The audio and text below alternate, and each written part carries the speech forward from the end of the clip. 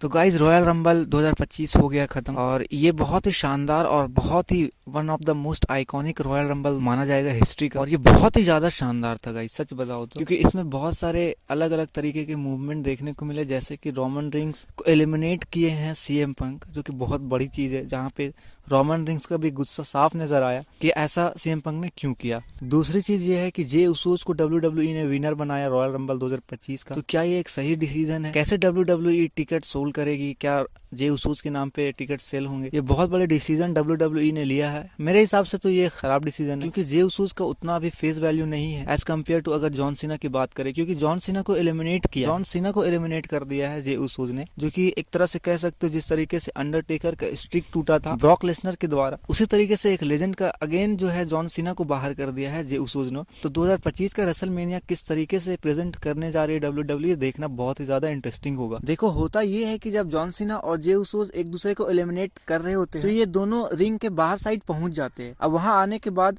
ये दोनों रेसलर एक दूसरे को मार रहे होते हैं। उसी बीच जे उसोस जॉन सीना को एक सुपर किक मार देते हैं, जिससे जॉन सीना मोस्टली गिरने ही वाले होते हैं, लेकिन वो किसी तरीके से अपने आप को हैंडल करते हैं। उसके बाद वो कम बैक करते हुए जे उसोस को एटीट्यूड एडजस्टमेंट देने के लिए उन्हें उठा लेते हैं। लेकिन यहाँ पे एक बहुत बड़ा इंटरेस्टिंग चीज देखने को मिलती है कि जैसे ही जॉन सीना जे उसोस को अपने कंधे के ऊपर उठाते हैं तो वो रिंग में चले जाते हैं, और रिंग में जाने के बाद एक पुश कर देते हैं, जिसकी वजह से जॉन सीना और रिंग के बाहर नीचे कूद जाते हैं, और जॉन सीना पूरे तरीके से शॉक हो जाते हैं जब वो एलिमिनेट होते हैं। हालांकि उसके बाद हमें देखने को मिलता है कि जॉन सीना रिंग में जाकर जे उसोस को कांग्रेचुलेशन देते हैं कि उन्होंने रॉयल रंबल जीता, और यहाँ पे ये सेगमेंट खत्म कर दिया जाता है। ये एक बड़ा डिसीजन WWE ने लिया है। अगली चीज जो रॉयल रंबल में हमें देखने को मिला वो बहुत ज्यादा इंटरेस्टिंग चीज थी, और यहाँ पे था जैकब फाटू का एक डिस्ट्रक्शन पावर। WWE ने जैकब फाटू को बहुत ज्यादा पावरफुल दिखाया इस रॉयल रंबल। उन्होंने बड़े बड़े रेसलर को अकेले ही पीट दिया, अकेले एलिमिनेट कर दिया, जे उसोस को अकेले उन्होंने एक हाथ से पलट दिया। यानी बहुत ज्यादा पावरफुल जैकब फाटू को WWE ने यहाँ पे दिखाया है, और वो है भी पावरफुल। रोमन रिंग्स को भी उन्होंने बहुत बुरे तरीके से टक्कर दिया। तीसरी जो मोस्ट इंटरेस्टिंग मुझे लगी वो थी आइसो स्पीड की एंट्री। देखो होता ये है कि आइसो स्पीड एंट्री करते हैं, आइसो स्पीड अपने स्टाइल में बहुत ही शानदार तरीके से एंट्रेंस करते हैं, और वो रिंग में आते ही सभी को एलिमिनेट करने के लिए लगे रहते हैं। उसके बाद वो जॉन ब्रेकर को हेल्प करते हैं ओटीज को एलिमिनेट करने के लिए, और दोनों मिलकर यानी जॉन ब्रेकर और आइसो स्पीड मिलकर ओटीज को एलिमिनेट कर देते हैं, जिससे ओटीज देखकर बहुत ज्यादा हैरान और गुस्सा हो जाता है। यहाँ पे ये होता है कि जॉन ब्रेकर और आइसो स्पीड एक दूसरे से दोस्ती कर लेते हैं। आइसो स्पीड फिर अपने स्टाइल में रोनाल्डो का आइकॉनिक साइन प्रेजेंट करते हैं। उसके बाद वो एक बैक फ्लिक भी मारते हैं। उसके बाद जॉन ब्रेकर ऐसा शो करते हैं कि आइसो स्पीड को नहीं मारेंगे। उसके बाद वो रिंग में दो साइड दौड़ते हैं और अचानक ये स्पेयर मार देते हैं आइसो स्पीड से, और आइसो स्पीड यहाँ पे बुरे तरीके से घायल हो जाते हैं। जॉन ब्रेकर फिर आइसो स्पीड को उठाकर ओटीज के ऊपर फेंक देते हैं, जो कि रिंग के आउटसाइड में खड़े रहते हैं। अब यहाँ पे क्या होता है कि ओटीज ऑलरेडी आइसो स्पीड से बहुत ज्यादा गुस्से में थे, तो वो अगेन जो है अनाउंसर टेबल पर जाके रिवर्स में पलट देते हैं, जिससे आइसो स्पीड बहुत ज्यादा